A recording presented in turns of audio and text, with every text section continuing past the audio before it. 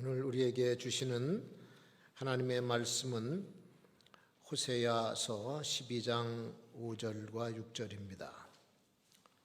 저는 만군의 하나님 여호와시라. 여호와는 그의 기념 칭언이라. 그런즉 너희 하나님께로 돌아와서 인애와 공의를 지키며 항상 너희 하나님을 바라볼지니라. 아멘. 자고로 우리 나라가 망하려면 왕이 판단력이 흐려지고 제정신이 아닌 사람이 돼서 악을 악으로 보지 못하는 현상이 일어나게 됩니다. 북왕국 이스라엘이 망하던 때에 북왕국을 다스리던 왕은 엘라의 아들 호세아였습니다. 호세아. 선지자 호세아가 아니라 호세아. 열왕기하 17장에 그 호세아 왕이 한 일들이 기록되어 있고 또 그 시대 나라한 형편은 호세아서 4장에 그려져 있습니다. 북왕국 이스라엘이 호세아가 9년을 치리하는 동안에 여호와 보시기에 악을 행했다라고 이렇게 기록을 하고 있습니다. 그때 이제 북방에 있던 아시리아 제국이죠. 그 제국의 왕인 살만 에셀이 북왕국을 쳐들어와서 그 호세아로 자기 신하를 삼았어요. 그리고는 조공을 드리라 그러고 패망하는 것을 면하게 됐죠. 그런데 이 호세아 왕이 살만 에셀 왕하고 조약을 맺고서는 남쪽에 있는 애굽으로 가서 애굽 왕 소에게 감납류를 갖다 바치면서 자기를 도와달라고 하는 그런 청탁을 합니다. 그리고는 아수르 왕에게 드리던 조공을 끊어버렸던 거죠. 그러니까 아수르 왕 살만에셀이 내가 배신당했구나라고 느끼고는 즉시 군대를 데리고 와서 호세 왕을 체포해 갑니다.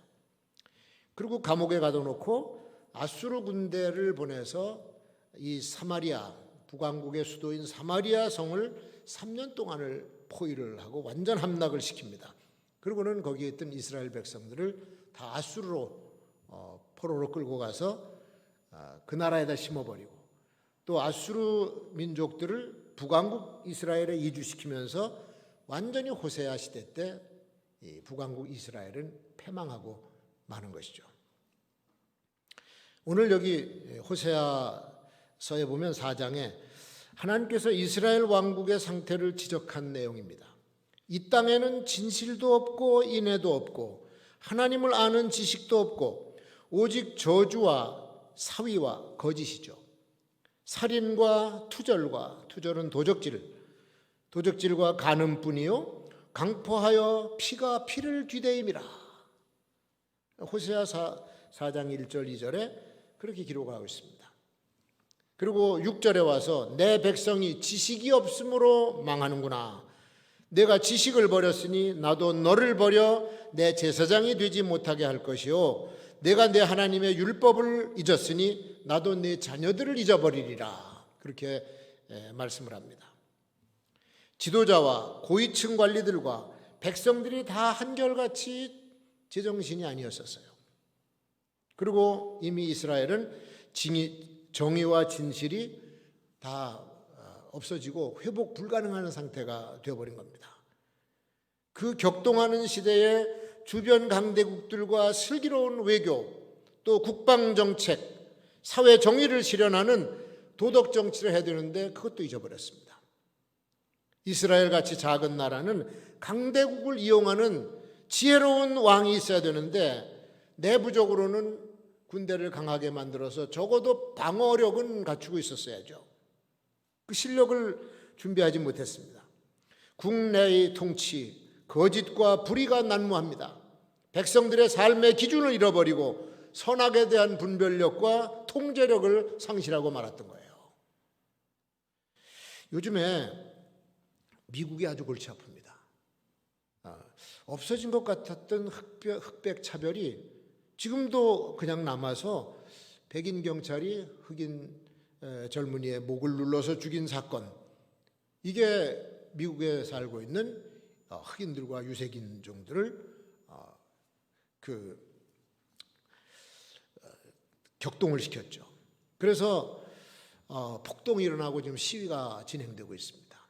그렇지 않아도 코로나19로 정신을 못 차리는 국내 형편인데 점점 더 무법천지가 돼가고 있고 상점들이 약탈당하고 한인 상점들도 많이 털렸다고 그래요. 트럼프 대통령이 연방 군대를 동원하자, 그래서 진압을 하자 하니까 군부 총수가 항명을 하면서 군 동원에 불복종을 했습니다. 이런 일이 벌어지고 있습니다. 뭐 미국만인가요? 뭐 여러 나라가 다 아주 엉망이 되어 있습니다. 우리나라도 보세요. 범죄 저지른 사람이 장관도 하고 국회의원도 하고 검찰에서 수사하고 있는데 정치인들은 비호해 주려고 그러고 분위기가 그렇습니다. 그러니까 국민들이 이게 의혹과 반감을 키우고 있는 그런 상황이에요. 이 불공정과 불공평은 진리와 정의를 무시하는 아주 비상식적인 현상이기 때문에 이게 잘못하면요, 철퇴를 친다고 한 게 돌아서 자기 뒤통수를 칠 수가 있어요. 그리고 호세 왕의 크나큰 실책이 뭐냐? 여호와 하나님을 외면하고 그의 율법을 무시했다는 겁니다. 그게 하나님께서 지적하신 가장 큰 죄악이 있었어요. 하나님께서 당신의 백성이지만 이스라엘에게 더 이상 인내할 수 없는 죄악, 하나님을 등진 거예요. 그리고 그의 율법을 무시해버렸어요. 기원전 722년에 호세아 9년에 북왕국 이스라엘은 아수르에 의해서 이렇게 끝장이 나고 맙니다. 나라가 망하는 징조는 평범한 사람들의 감각에도 느껴집니다. 그래서 공감된 말을 하는 사람들이 많아지기 시작하고 결국은 그날이 눈앞에 다가오는 것이죠. 하나님께서는 선지자들을 통해서 그 상황과 그 심판의 날을 예고해 준 내용이 바로 호세아서. 거기 오늘 본문에 보면 6절에 그런즉 너희 하나님께로 돌아와서 하나님께로 돌아와야만 사는 길이 열리는 줄로 믿습니다. 첫 번째 내용이 바로 그거예요. 하나님께로 돌아와라. 에브라임은 바람을 먹으며 동풍을 따라갔다. 에브라임은 이스라엘을 말하는 겁니다. 바람을 먹으며 동풍을 쫓아갔어요. 무슨 뜻입니까? 이 백성이 아무런 가치가 없는 것을 먹으려고 또 유익하지도 않고 오히려 해로운 것만을 쫓아다니면서 시간을 낭비하고 돈을 낭비하고 정력을 낭비했다는 겁니다.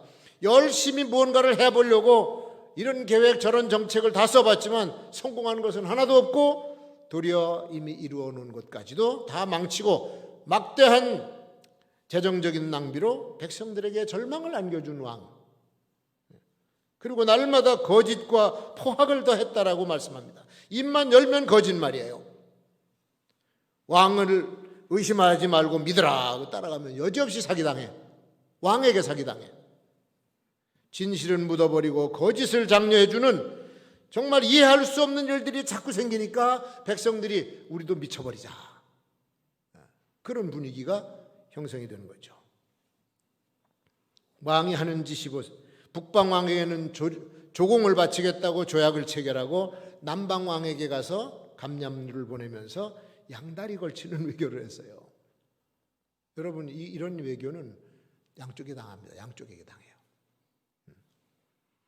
양쪽으로부터 미움을 받고 공격을 받게 되는데 아니나 다를까 즉시 아수르 왕 살마네셀이 군대를 거느리고 쳐들어오지 않습니까? 이런 왕은 더 이상 살려둘 필요가 없다, 그런 존재로 여겼기 때문에 체포해서 옥에다 가둬버리고 북왕국을 아수르의 식민지로 만들어버린 거예요. 나라가 패망하고 아주 끝난 것이죠.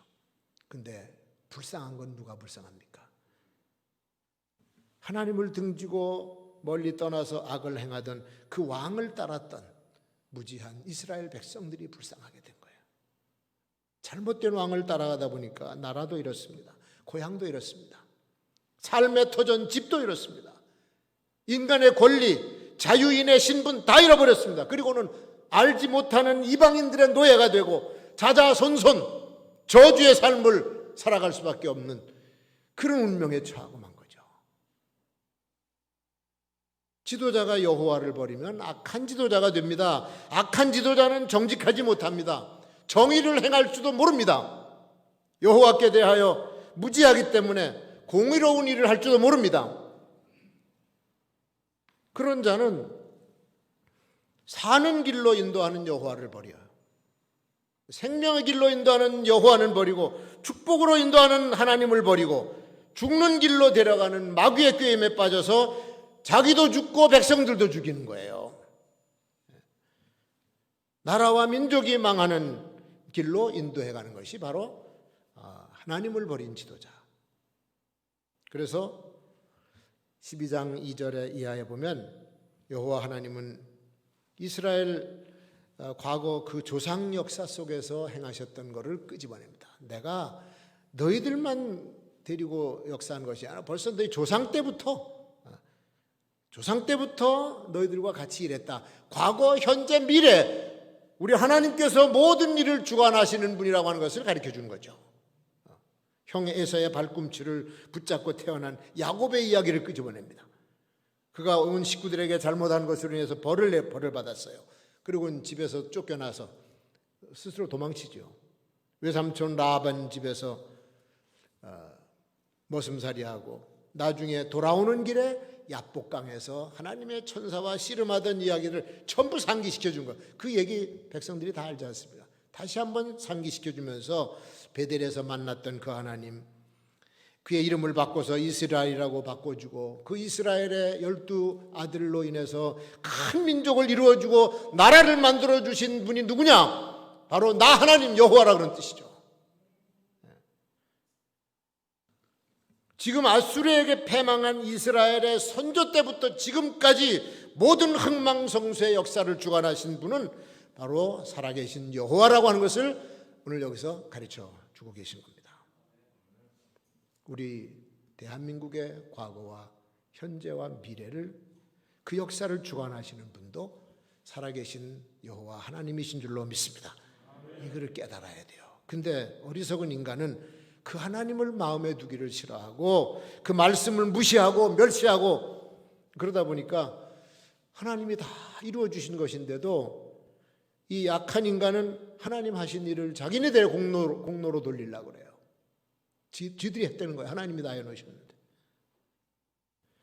아주 오만방자한 모습이 되어버렸습니다. 여호와께로 돌아가야만 돼요. 여호와께로 돌아가야 용서를 받게 되고 여호와께로 돌아가야만 이 세상은 바른 길로 행하게 되고 여호와께로 돌아가야만 사는 길을 찾게 되는 줄로 믿습니다. 아무리 빠른 속도로 가려고 해도 방향을 바로잡고 빨리 가야지 방향이 잘못되면 빠른 길로 가다가 죽어요. 빨리 죽어요. 그래서 우리는 지금 가고 있는 이 방향이 제대로 된 방향인지 하나님을 향한 방향인지 아니면은 죽는 방향인지를 잘 분간을 해서 주님이 원하시지 않는 길은 가면 안 돼요. 주께서 원하시는 길로 행해야 될 줄로 믿습니다. 자, 그리고 그 뒤에 바로 나오는 얘기가 두 가지를 지키라 그랬어요. 인애를 지키고 공의를 지켜라. 인애라고 하는 단어는 히브리어로 헤세드입니다. 헤세드. 그 헤세드라고 하는 단어는 사랑으로 또는 이렇게 표현이 되는데 하나님의 사랑이 다양한 형태로 표현되는 것이 헤세드예요. 각양각색의 사랑을 표현할 때 이런 단어를 쓰게 됩니다.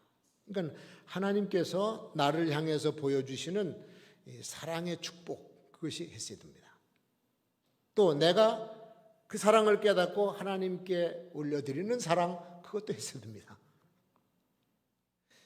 하나님의 사랑은 우리를 향한 아주 애틋한 사랑에서 출발을 해요. 스바냐 선지자가 하나님의 사랑을 노래하면서 이렇게 표현합니다.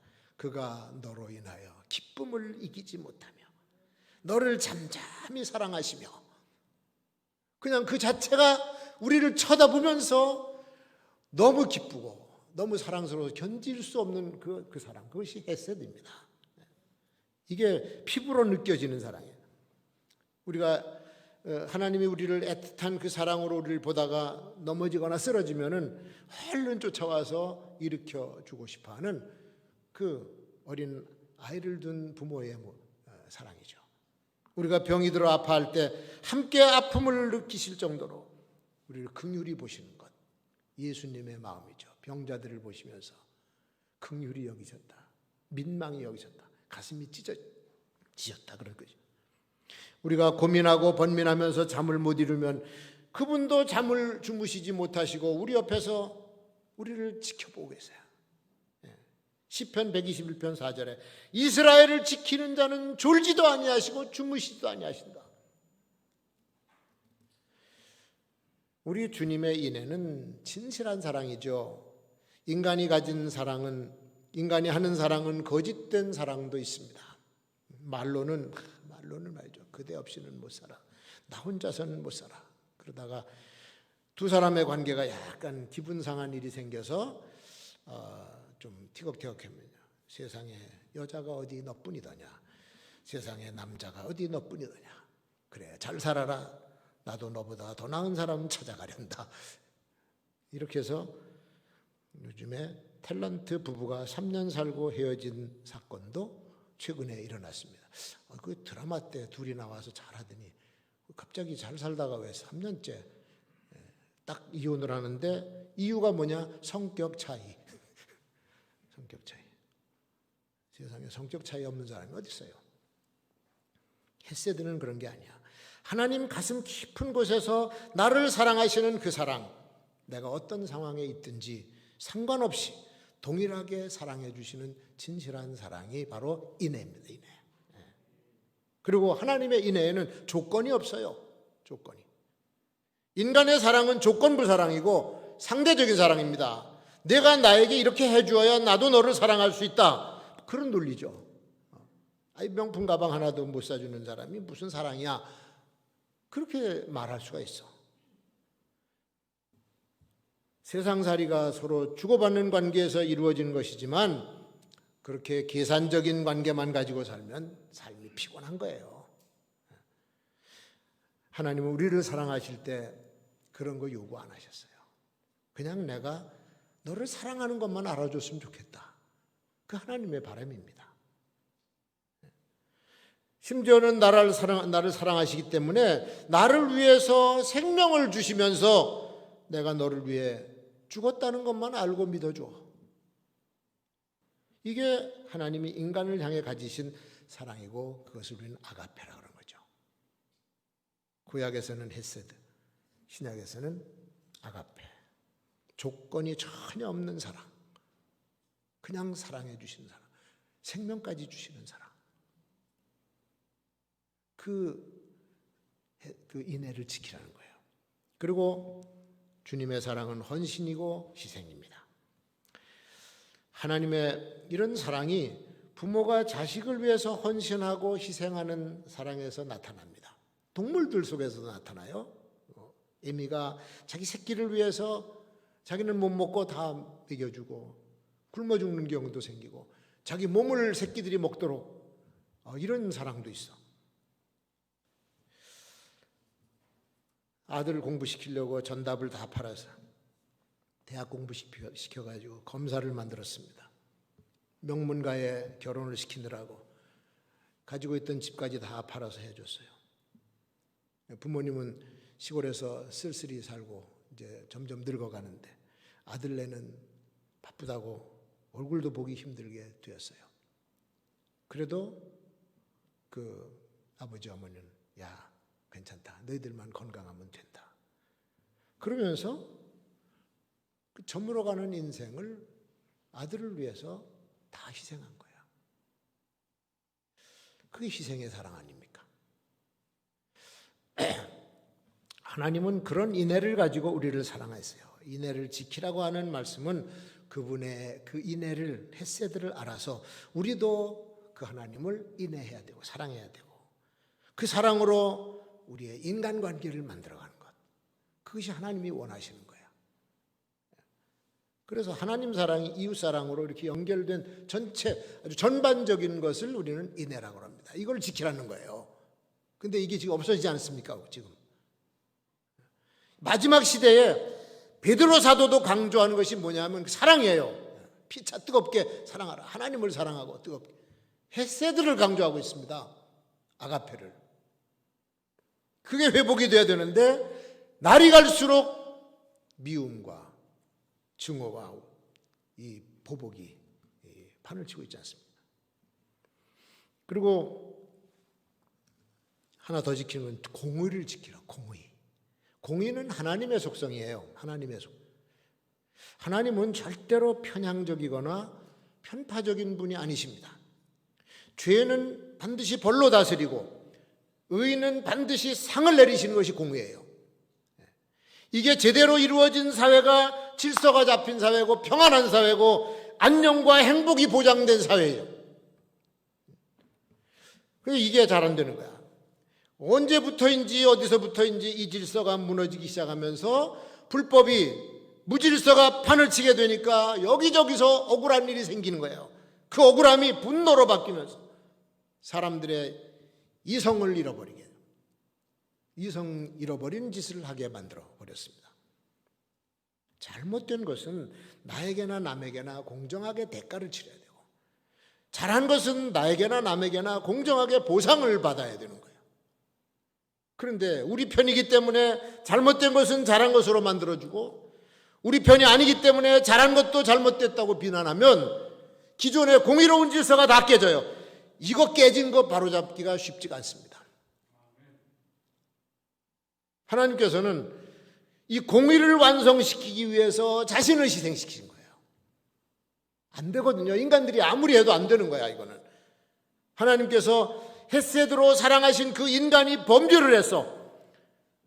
그럼 죄 지은 인간은 그렇게 사랑하지만 심판으로 죽여야 돼요. 마땅히 죽어야 돼. 그런데 공의로우신 하나님의 속성이 그 죄를 그냥 두지 않잖아요. 반드시 심판을 해야 되잖아. 그러니까 하나님이 가지고 계신 또 하나의 속성, 또 하나의 속성, 그 사랑이 죄인인 인간을 심판을 해버릴 수가 없으니까. 이제는 하나님께서 심판을 내리시는데 누구에게 내리십니까? 십자가 위에서 그 아들 예수 그리스도에게 내리시는 거예요. 거기서 하나님의 정확한 심판이 이루어지고 공의가 완성이 됩니다. 인간의 죄를 짊어진 메시아를 무자비하게 처형을 시키셨어요.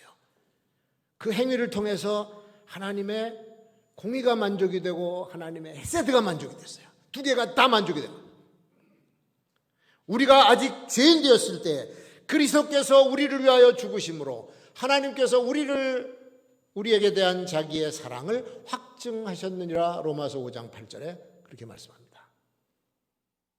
하나님의 두 가지 속성이 십자가 위에서 다 드러났고 다 이루어진 겁니다. 공의, 인애와 공의를 끝까지 지키면서 인류 구원의 역사를 이루어 주신 주님, 그리고 그 인애와 공의를 몸소 실천해 주신 예수 그리스도. 우리는 그 예수 그리스도를 영접해서 하나님의 자녀가 됐고 그리스도의 제자가 된 줄로 믿습니다. 그러니까 하나님께서 이제 우리에게 원하시는 게 뭐예요? 너희는 그 인애와 공의를 지켜라. 하나님께로 돌아와서 그 질서를 회복해야만 사는 길이 열린다는 겁니다. 생명의 길을 이미 다 가르쳐 주셨어요. 그런데 보세요. 지금 우리가 잃어버린 거 바로 이 두 가지예요. 인애도 잃어버렸고 공의도 잃어버렸습니다. 두 가지를 잃어버리면 성경에 분명한 결론이 나와. 인간은 패망의 길로 가게 된다. 패망한다. 인애가 없어지면 그 자리에 증오가 들어옵니다. 공의가 없어지면 불법이 그 자리에 들어옵니다. 그리고 이 증오와 불법을 주관하는 자가 마귀입니다. 마귀는 이간질하려는 목적으로 사람들 마음속에 미움을 심어주고 서로 싸우게 만들고 여기저기서 패거리로 싸움을 하고 서로 죽이고 죽는 살벌한 공동체를 만들어버려요. 전에는 너희들이 이렇게 우리에게 피해를 입혔으니 이젠 너희가 당해봐라. 인애와 사랑은 이해와 용서를 불러오는데 이 원한과 증오는 보복과 복수를 불러와요. 조선시대 때도 당파 싸움하다가 한쪽이 세력을 잡으면요, 정적으로 죽었던 사람도 다 죽었는데도 무덤에서 꺼내. 관을 열고 죽어있는 사람을 목을 쳐. 부관 참시. 끔찍한 짓을 했어요. 이게 보복 정치의 전형적인 행위였었습니다. 이런 짓을 하다 보면 주변 나라에서 공격을 받아. 그래서 백성들이 죽어. 저들끼리 안에서 싸우다가 백성들이 죽어요. 무협지에 일관되게 흐르는 주제도 똑같습니다. 보복과 복수예요. 자기 가족을 살해한 원수를 갚으러 무림의 고수한테 가서 검수를 배워 돌을 닦고, 그리고는 산을 내려가겠습니다. 내 아버지의 원수를 갚으러 갑니다. 그러고 가서 칼로 샥 해서 원수 죽여. 끝난 줄 알았는데 그 원수의 자식이 또 칼을 갈아. 그래갖고 또 더 좋은 고수를. 이게 반복되는 것이 무협지의 주제예요. 보복과 복수.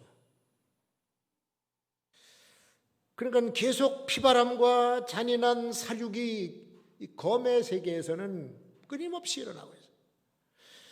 그래서 성경에서는 이거를 뭐라고 가르치냐면요, 만일 서로 물고 먹으면 피차 멸망할까 조심하라. 갈라디아서 5장 15절에 둘 다 망한다는 게 둘 다 멸망의 지름길이라는 거예요. 북왕국 이스라엘이 아시리아에게 패맹한 요인이 바로 인애와 공의를 잃어버린 나라가 되었기 때문에, 인애와 공의를 잃어버린 호세아 왕도 이것을 잃어버렸고 나라를 잘못 다스렸습니다. 고위직 관리들도 패거리 정치하면서 백성들을 불의와 무지서 속으로 이끌어갔습니다. 백성들은 지도층을 욕하면서 그들을 그대로 닮아갔습니다. 총체적으로 위에서부터 아래까지 망조가 낀 거죠. 오늘날 우리나라 주변의 강대국들, 과거 패망 직전의 이스라엘과 마찬가지로 인애와 공의를 잃어버리고 인간들만 날뛰고 있는 형국이 되어버렸습니다. 그리고 하나님의 심판이 시작이 된 거예요. 하나님의 심판이 시작이 된 거예요. 인간의 힘으로 막을 수 없는 역병이 돌기 시작했고, 거기서 끝나는 것이 아니라 심한 기근이 닥쳐옵니다. 먹고 살기 힘들어지게 되면 사람의 심성이 난폭해져요. 보지 않습니까? 물건 약탈해 가는 거. 그 폭력이 결국엔 칼을 부르고 전쟁을 일으키는 거예요. 먹고 살기 힘들고 자원이 부족하면 전쟁이 일어나게 돼 있습니다. 하나님의 심판의 전형적인 과정이에요. 그래도 회개하지 않으면 하늘로부터 임해요. 이제는 하늘로부터 불심판이 임하는데 피할 수 없는 심판이 임하게 되는 거예요. 그건 끝장입니다. 그래서 지금이 하나님께로 돌아와야 될 때, 돌아와서 그분의 속성인 인애와 공의를 지켜야 될 때, 이제는 세상을 바라볼 때가 아니라 오늘 여기 6절 끝에 항상 너의 하나님을 바라볼지니라. 진노 중에도 긍휼을 베푸시는 여호와 하나님을 바라보는 성도. 지금은 우리가 매를 맞고 있지만 그 가운데서도 하나님을 바라볼 줄 아는 성도들이 되고 지도자가 될 때 우리나라는 살아나고 지금 재앙을 겪고 있는 전 세계가 살아나게 될 줄로 믿습니다.